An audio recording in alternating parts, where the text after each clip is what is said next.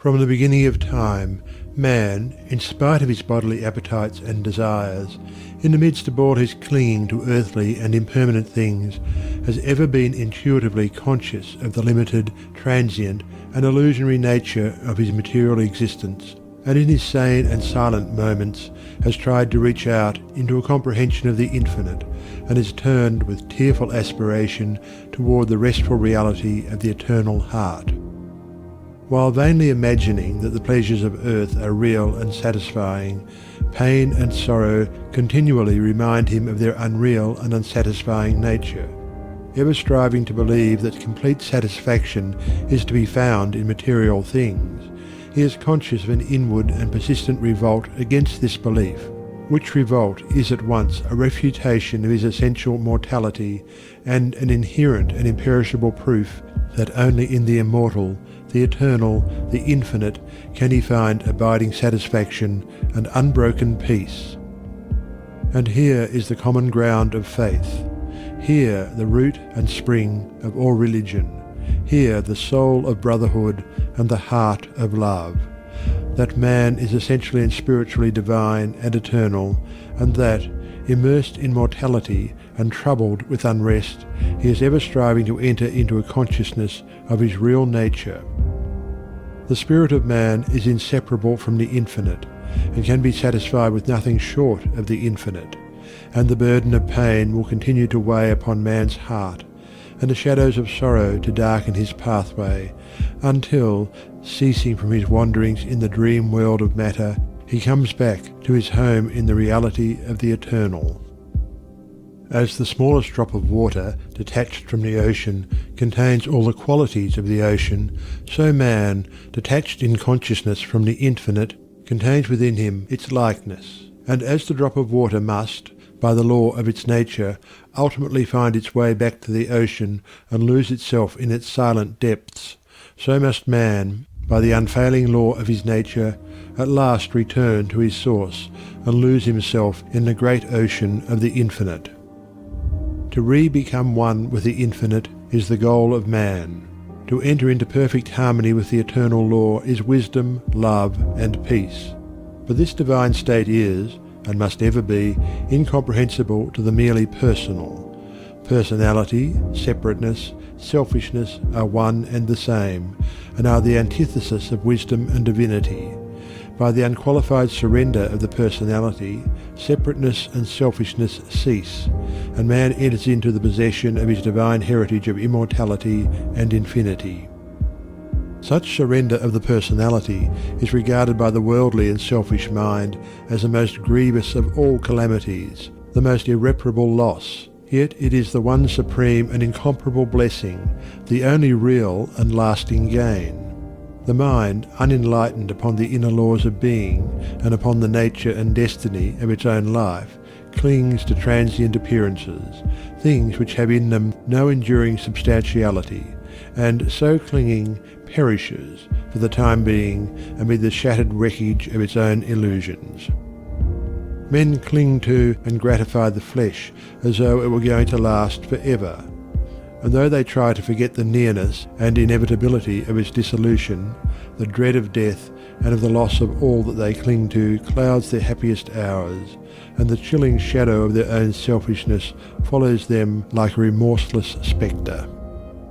And with the accumulation of temporal comforts and luxuries, the divinity within men is drugged, and they sink deeper and deeper into materiality, into the perishable life of the senses, and where there is sufficient intellect, theories concerning the immortality of the flesh come to be regarded as infallible truths.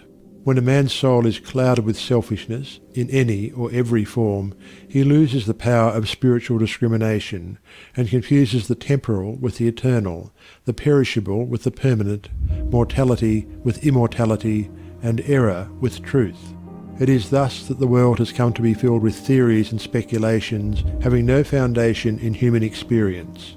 Every body of flesh contains within itself, from the hour of birth, the elements of its own destruction, and by the unalterable law of its own nature must it pass away. The perishable in the universe can never become permanent. The permanent can never pass away. The mortal can never become immortal. The immortal can never die. The temporal cannot become eternal, nor the eternal become temporal. Appearance can never become reality, nor reality fade into appearance. Error can never become truth, nor can truth become error. Man cannot immortalize the flesh, but by overcoming the flesh, by relinquishing all its inclinations, he can enter the region of immortality. God alone hath immortality, and only by realizing the God state of consciousness does man enter into immortality. All nature in its myriad forms of life is changeable, impermanent, unenduring. Only the informing principle of nature endures. Nature is many and is marked by separation. The informing principle is one and is marked by unity. By overcoming the senses and the selfishness within, which is the overcoming of nature, man emerges from the chrysalis of the personal and illusory and wings himself into the glorious light of the impersonal, the region of universal truth, out of which all perishable forms come. Let men, therefore, practice self-denial. Let them conquer their animal inclinations. Let them refuse to be enslaved by luxury and pleasure. Let them practice virtue and grow daily into high and ever higher virtue, until at last they grow into the divine and enter into both the practice and the comprehension of humility, meekness, forgiveness, compassion, and love, which practice and comprehension constitute divinity.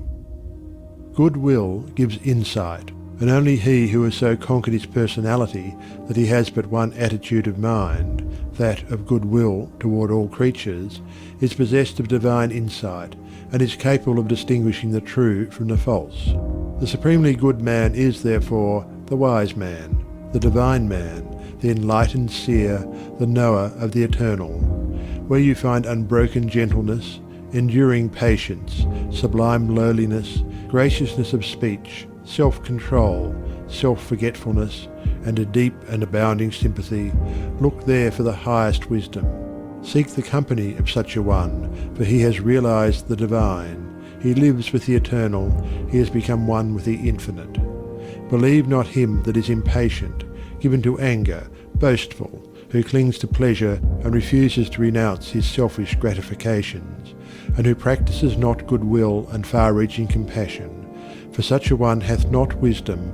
Vain is all his knowledge, and his works and words will perish, for they are grounded on that which passes away. Let a man abandon self. Let him overcome the world. Let him deny the personal. By this pathway only can he enter into the heart of the infinite. The world, the body, the personality are mirages upon the desert of time, transitory dreams in the dark night of spiritual slumber, and those who have crossed the desert, those who are spiritually awakened, have alone comprehended the universal reality where all appearances are dispersed and dreaming and delusion are destroyed. There is one great law which exacts unconditional obedience, one unifying principle which is the basis of all diversity, one eternal truth wherein all the problems of earth pass away like shadows. To realize this law, this unity, this truth, is to enter into the infinite, is to become one with the eternal. To centre one's life in the great law of love is to enter into rest, harmony, peace. To refrain from all participation in evil and discord. To cease from all resistance to evil, and from the omission of that which is good, and to fall back upon unswerving obedience to the holy calm within, is to enter into the inmost heart of things, is to attain to a living, conscious experience of that eternal and infinite principle which must ever remain a hidden mystery to the merely perceptive intellect. Until this principle is realized, the soul is not established in peace, and he who so realizes is truly wise. Not wise with the wisdom of the learned, but with the simplicity of a blameless heart and of a divine manhood. To enter into a realization of the infinite and eternal is to rise superior to time and the world and the body, which comprise the kingdom of darkness, and is to become established in immortality, heaven, and the spirit, which make up the empire of light. Entering into the infinite is not a mere theory or sentiment. It is a vital experience which is the result of assiduous practice in inward purification. When the body is no longer believed to be, even remotely, the real man, when all appetites and desires are thoroughly subdued and purified, when the emotions are rested and calm, and when the oscillation of the intellect ceases and perfect poise is secured, then, and not till then, does consciousness become one with the infinite, nor until then is childlike wisdom and profound peace secured. Men grow weary and grey over the dark problems of life, and finally pass away, and leave them unsolved because they cannot see their way out of the darkness of the personality, being too much engrossed in its limitations.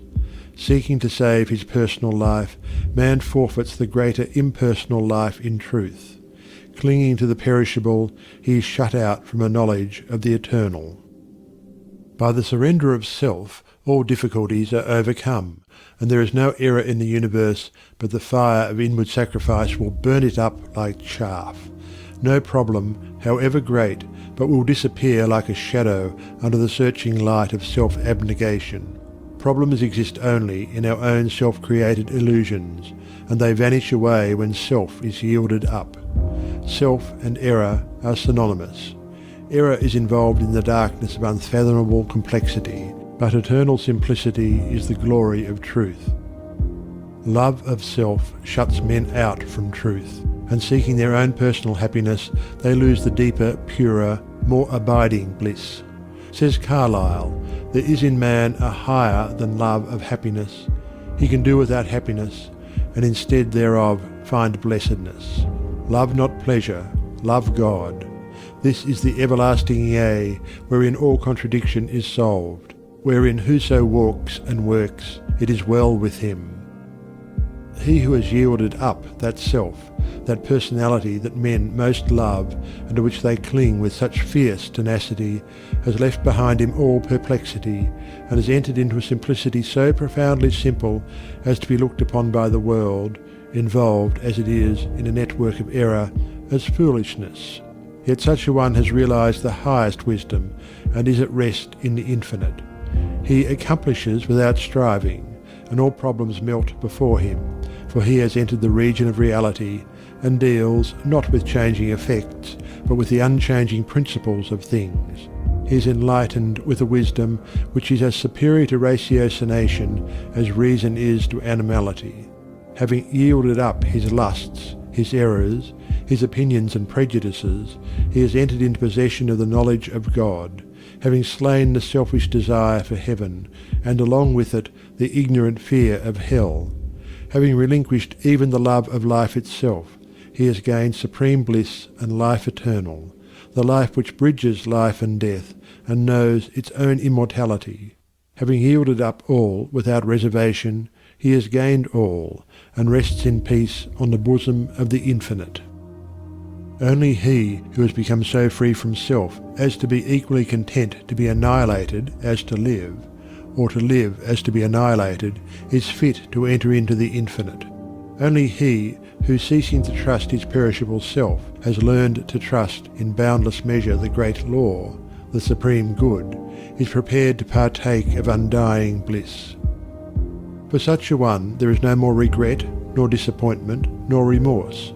For where all selfishness has ceased, these sufferings cannot be, and whatever happens to him, he knows that it is for his own good, and he is content, being no longer the servant of self, but the servant of the Supreme. He is no longer affected by the changes of earth, and when he hears of wars and rumours of wars, his peace is not disturbed, and when men grow angry and cynical and quarrelsome, he bestows compassion and love.